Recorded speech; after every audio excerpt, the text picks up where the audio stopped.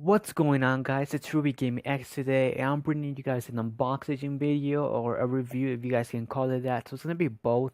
And today I'm going to be unboxing a special figure.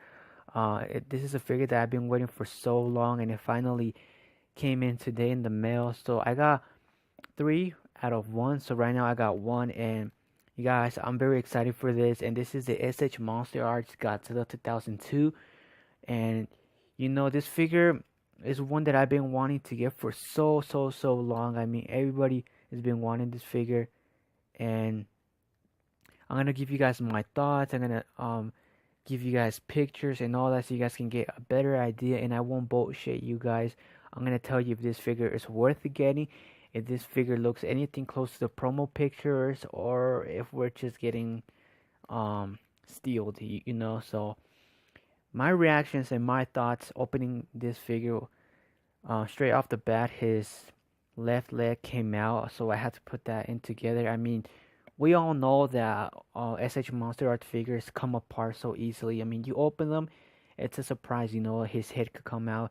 I mean, parts could be missing, but so far this figure isn't that bad. I mean, I've seen some people that have no very derpy eyes, no teeth, no tongue, and all that. So straight off the bat, with this figure, I realized that he's on the smaller end of the things because he really does look super small when you compare him to the recent SH Monster Arts figures like Shin Godzilla, Godzilla Earth, and all those.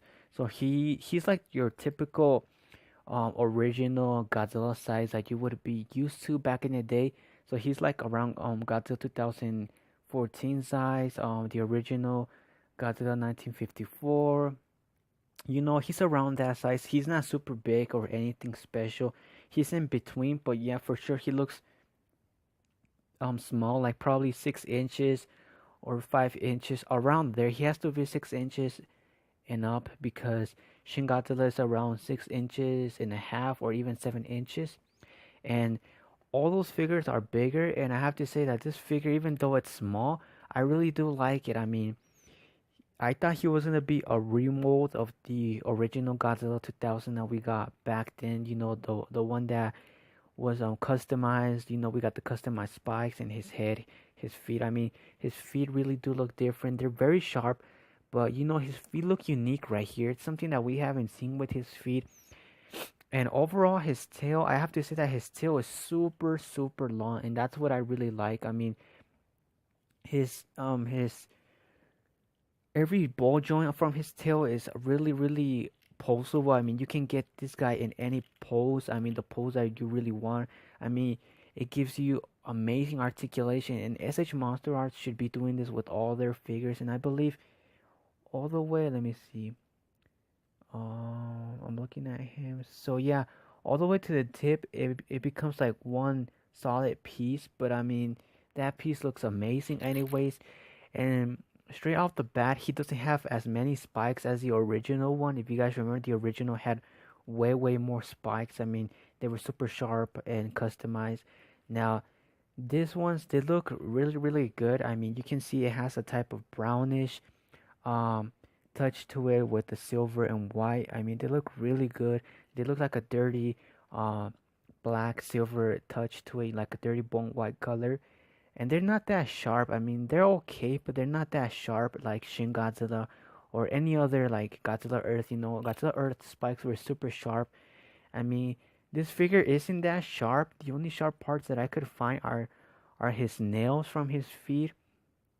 So let's just get to the point. I mean, the box looks really good. I think that they could have went with a different design for the front view because I mean, the gaps on his neck are very noticeable, but the back looks really amazing. And did my figure came in derpy? Was I missing teeth? What's the downside of this figure? Okay, so I'm gonna tell you the down part of this figure. Now, his eyes aren't that derpy, but they're kind of derpy. His eyes seem to be looking one to the left, one to the right, but when you look at him from the sides, they look alright. But anyways, if you guys remember from the movie, he kind of had that derpy type of look when he was looking up sometimes. So I kind of understand that, but they're not that bad because I seen some people where they have their eyes looking to the right, to the left, one's looking up, one's looking down, and his teeth. Now, his teeth from his let me see, from his left side are sharp and okay. They're not that bad, but when you look to the right, I can tell that I'm missing teeth. I mean, you can definitely tell that there's a difference between the sharpness. To the left, you have super sharp and defined teeth, and to the right, you are missing teeth. They don't look that sharp. It looks like they've been pushed in or somehow missing. So from one part, you end up getting teeth, and then from the other part, it looks like you're missing teeth. So that's the only down part from this. And he does have a tongue. It's like a red tone mixed brushed in with the black. So it looks like a black reddish tongue. But the funny thing is that when you open his mouth, it looks like there was something meant to be there, like an effect, because all the way in the back you can kind of see like a circle.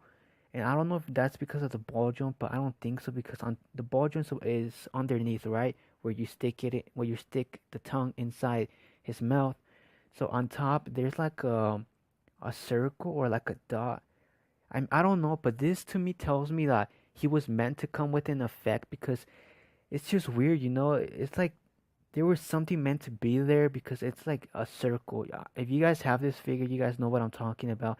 There's just like a dot or something inside his mouth. So I'm pretty sure that we're going to get a special version of this, or a special edition with an effect and blue spikes, translucent, and all that. But his eyes look very good. His eyes have a white with yellow and a black pupil. His teeth are, for me, from the left side they're red with a grayish, and from the other side they're like orange type of bone white color.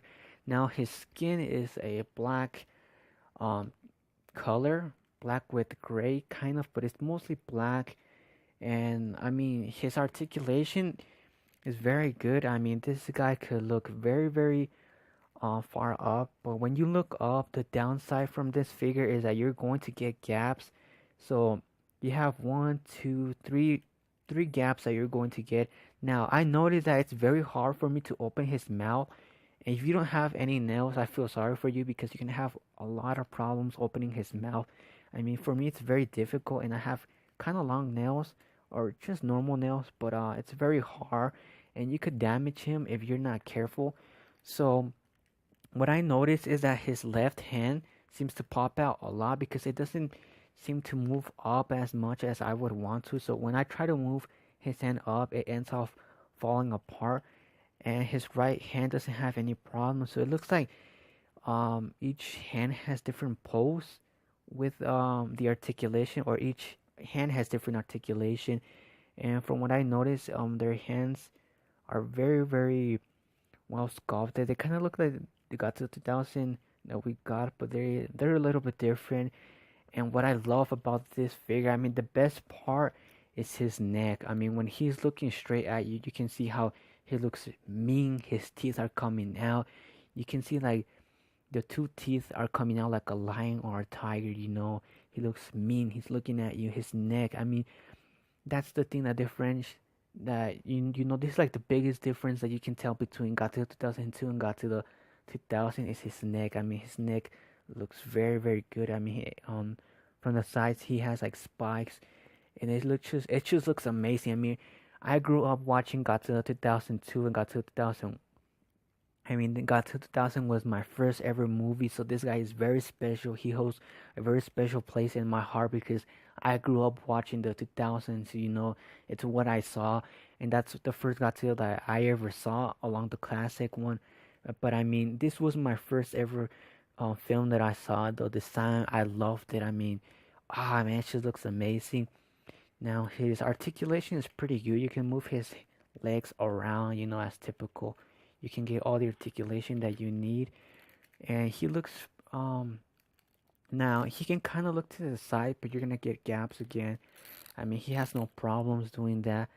But again, I think one of the downsides is looking at him from the sides, because if you look when you turn him around, he doesn't really look natural. I mean, his head looks awkward.